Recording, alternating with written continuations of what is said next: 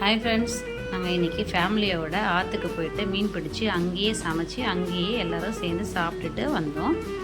First எங்கள் அப்பாவும் என் பையனும் போயிட்டு மீன் பிடிச்சிட்டு வந்தாங்க. மீன் பிடிச்சிட்டு அதை நல்லா க்ளீன் பண்ணிவிட்டு அங்கேயே நாங்கள் கழுவி மோட்டரில் தண்ணி பிடிச்சி கழுவி எடுத்துக்கிட்டோம். ஒரு இலையில் போட்டு மசாலா எல்லாத்தையும் அங்கேயே மிக்ஸ் பண்ணி வச்சிட்டோம்.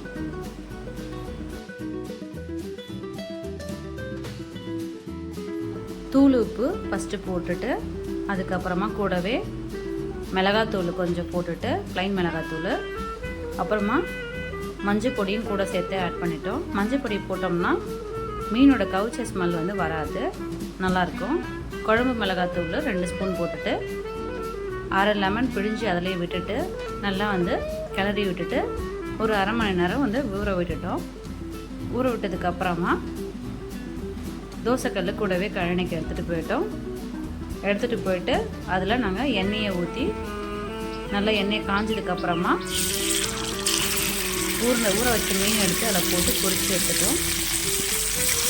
மீன் நல்லா மொறுமொறுன்னு பொரிஞ்சு வர அளவுக்கு பொரித்து எடுத்துட்டு அதுக்கப்புறமா சாப்பிட போயிடும்.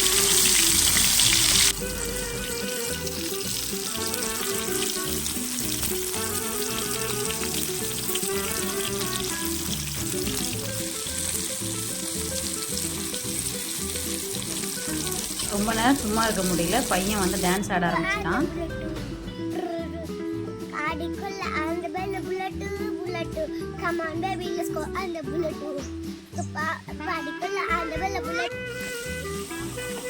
பெரிய மீனை தனியாகவும் சின்ன சின்ன மீனை தனியாகவும் பொரிச்சு எடுத்துட்டோம். அப்போ தான் ஒரே மாதிரியாக வேகும்.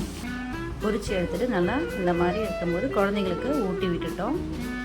எங்கள் அப்பாவும் என் பையனும் தனியாக சாப்பிட்டாங்க.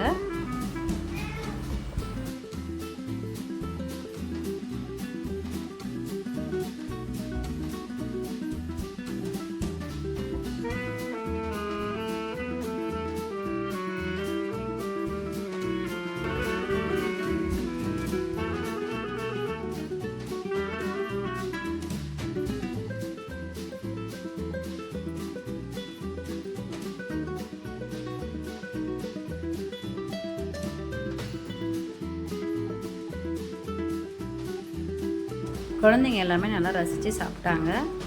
எங்கள் அப்பா முள்ளே எடுக்காமல் சின்ன மீன் எல்லாத்தையும் அப்படியே சாப்பிட்டாரு. ரொம்ப டேஸ்டியாக இருந்துச்சு, சூப்பராக இருந்தது.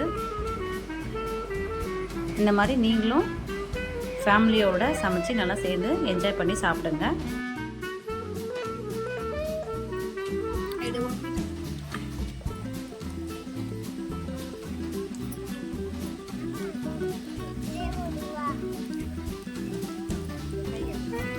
நீங்களே இது மாதிரி செஞ்சு சாப்பிட்டு பாருங்கள், சூப்பராக இருக்கும்.